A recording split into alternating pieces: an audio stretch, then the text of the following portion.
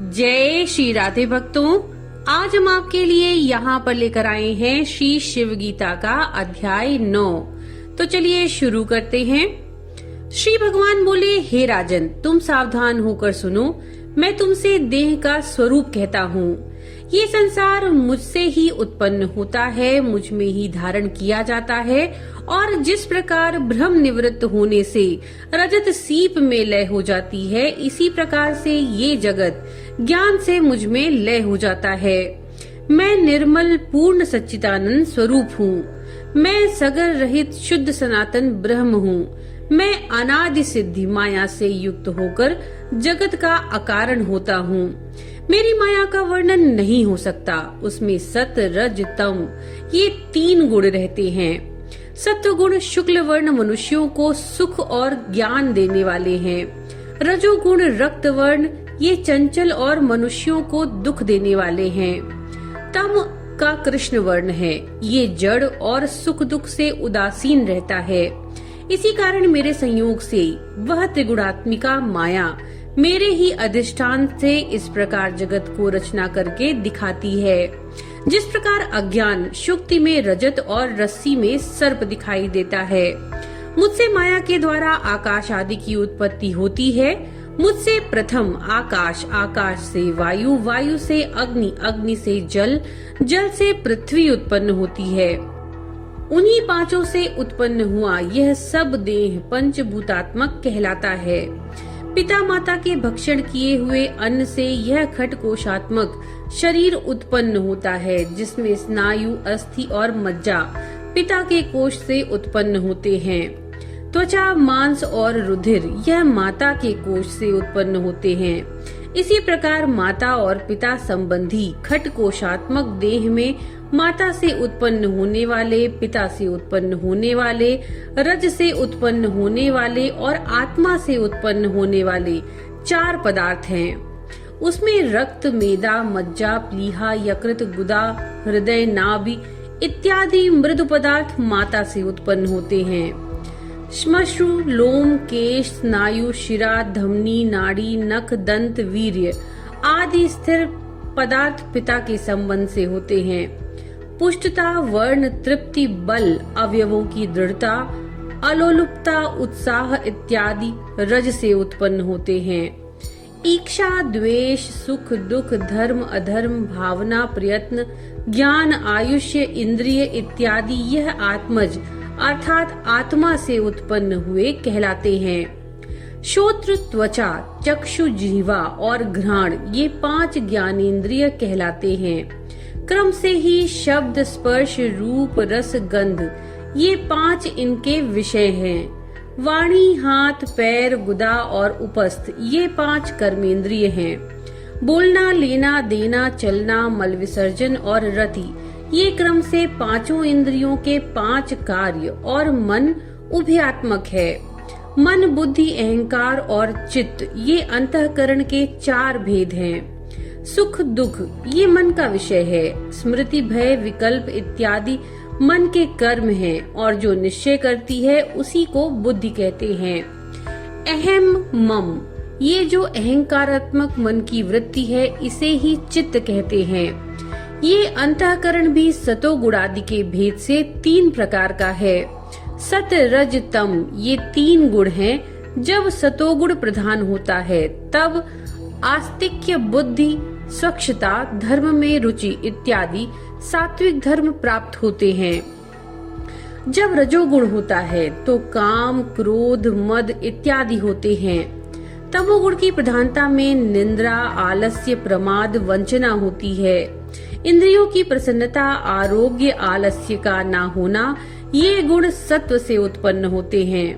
इन 5 महाभूतों की मात्रा से उत्पन्न हुआ यह देह उनके गुणों को धारण करता है।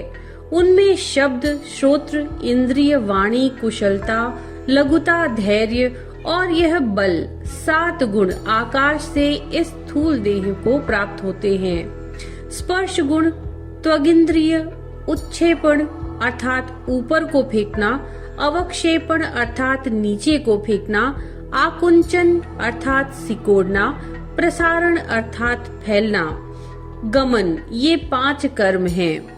प्राण, अपान, व्यान, समान, उदान, ये 5 प्रकार के प्राण हैं।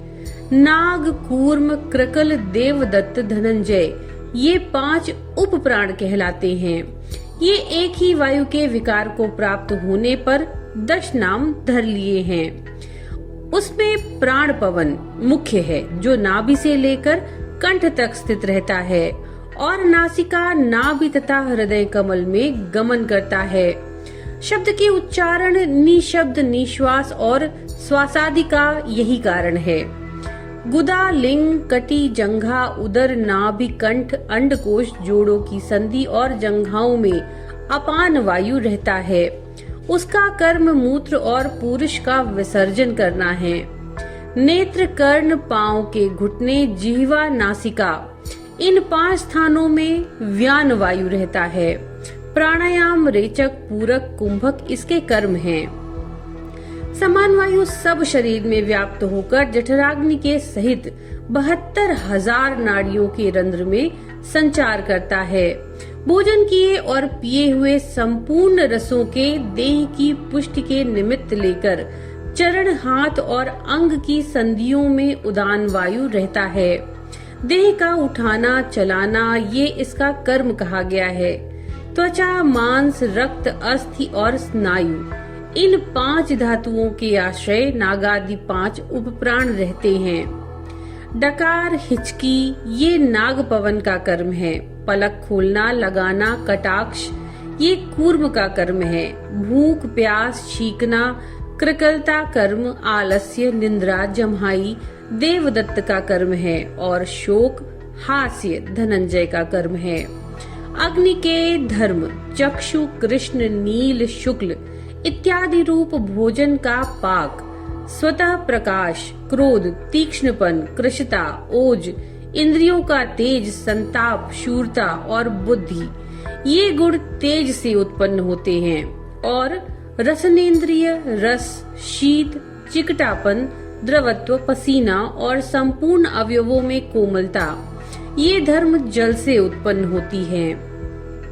घ्राणेन्द्रिय, गंध, स्थिरता, धैर्य, गुरुत्व, ये धर्म पृथ्वी से उत्पन्न होते हैं। त्वचा, रुधिर, मांस, मेदा, अस्थि, मज्जा और शुक्र, ये 7 धातु शरीर को धारण करते हैं।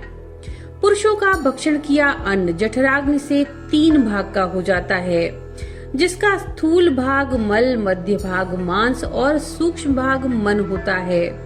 इससे मन अन्नमय कहाता है।